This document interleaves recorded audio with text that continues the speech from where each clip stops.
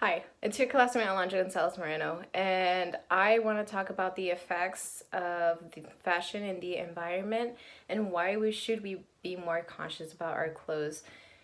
Um, Even if you're not up to fashion trend or into that, the fact that you wear clothes says a lot about you. The clothes or brands that you decide to buy, keep, and wear is a form of expression. But I want to shine the light to the ugly truth of the fashion industry, particularly fast fashion. There are many reasons why fast fashion is unpleasant. One of them is the consumer behavior that is attached to it, but another reason is the company's focus, meaning that they focus a lot in trying to make money. They're always pushing those sales and expecting us, the consumers, to spend our money on them. The truth is that it used to not be like this. Actually, based on the book of Fashionopolis by Donna Thomas, it was mentioned in the 1980s that people will buy about 12 garments of clothing per year. However, compared to nowadays, that amount is 68, which is pretty much 5 to 6 times the amount of your compared to the 1980s. Although it is our fault and for the behavior and everything, the companies are particularly responsible for it because they make their quick response manufacturing. In the Ugly True Fast Fashion document, Hansen explained that companies like Sarah have cut a 21-month manufacturing process into a 4-month manufacturing process, which is an insane amount of months that was cut down to. And this only means that the companies are always supplying and feeding and exciting the consumer for what's new. And it's almost like a drug. It is a drug. And to add to my point, in the book of Overdress by Elizabeth, she mentions how cheaper prices stimulate consumption, which is the number one thing about fast fashion, is that it is also cheap. However, that is just introducing the problem. However, the impacts of fast fashion go far greater and more concerning.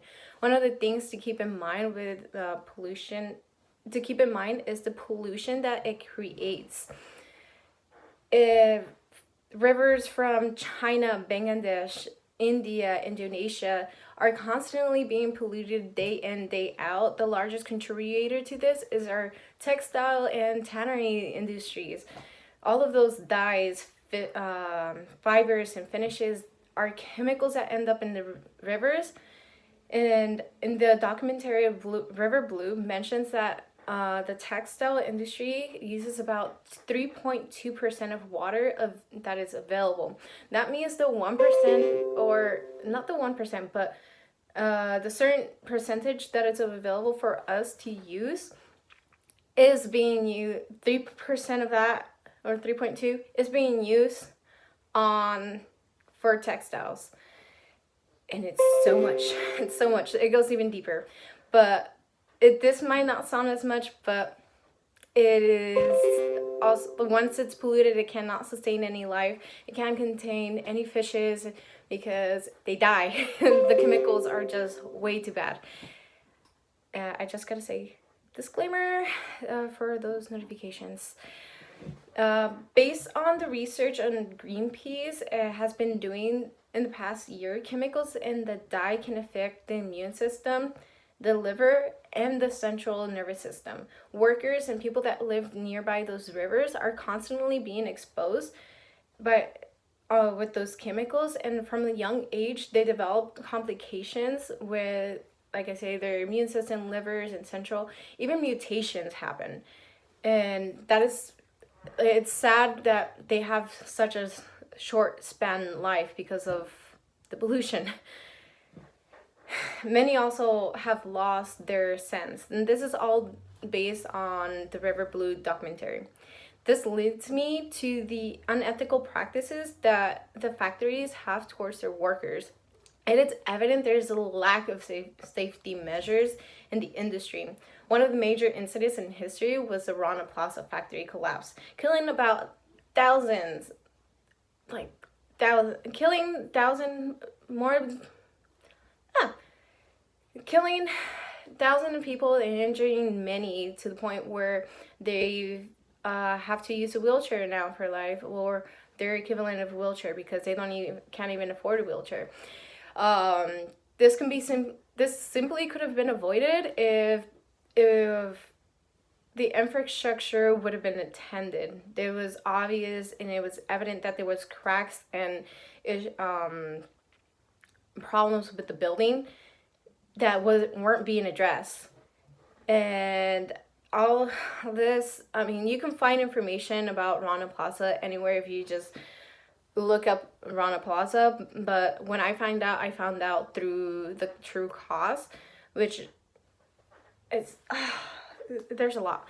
Anyway, not only that, but not only the safety concerns is considered with like unethical practices, but it's also the cheap labor that is being used. Based on the True Cause documentary, the workers are being paid below what it would be a livable wage, practically equivalent to cents in the US.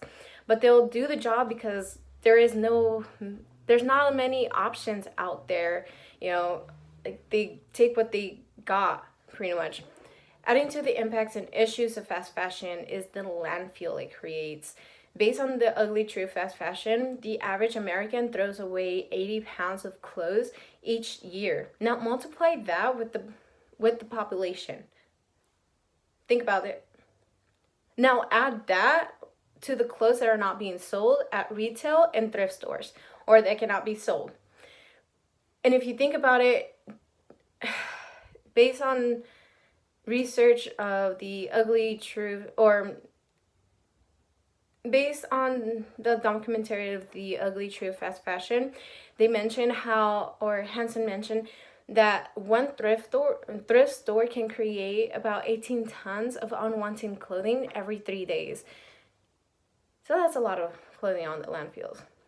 However, I want to mention that now that you're aware of what's going on in the fashion industry, I want to invite you to be more conscious about your clothes. And you can do this by voting with your money. Pretty much buy from companies that are willing to make a change, and try not to fall into the temptation of impulse buying the new release. Don't worry about what's new. Don't be on the trend pretty much, because it's horrible. And always ask yourself if you really need an item. Do you really need those pair of shoes when you already have a pair of shoes at home? Or a pair of jeans. That's the most common most bought item that in reality I don't see why people have like 5 pairs of jeans. Also, get educated and educate others. I welcome you to watch the River Blue, the True Cause, and the Ugly Truth Fast Fashion. I'll go ahead and link them with my speech, but however, the only one that you might have to pay is the River Blue, the True Cause, and the Ugly Fashion. They are for free, so you go welcome. It's free education. And also share. Just spread the word. That's one of the ways as well. Another way is by thrifting and upcycling. Not only do you get to take away one item clothing away from the landfill, it helps to create a greater bond and appreciation with your clothes. But however, most importantly, always ask yourself, who made my clothes?